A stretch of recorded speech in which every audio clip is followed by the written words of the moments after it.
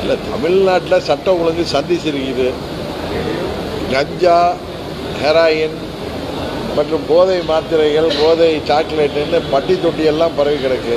பள்ளி செல்கிற மாணவர்களே மடியில் நெருப்ப கட்டிட்டு தாய்மார்கள் அனுப்ப வேண்டிய சூழ்நிலை.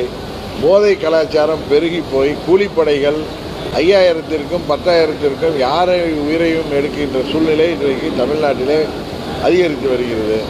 தினமும் தொலைக்காட்சியை பார்த்தா காலம்பரம் 6 மணிக்கு தொலைக்காட்சி ஆன் பண்ணாலே எங்கேயாவது கொலைகளோ கற்பழிப்புகளோ, குறிப்பாக பள்ளி செல்கின்ற மாணவிகளுக்கு வீட்டில் இருக்கிற மூதாட்டிகள் வரை யாருக்குமே பாதுகாப்பு இல்லாத சூழ்நிலை இருக்குது. காவல்துறை ஏவல் துறையாக இந்த அரசாங்கம் கையை கட்டி போட்டு வச்சுருக்கு.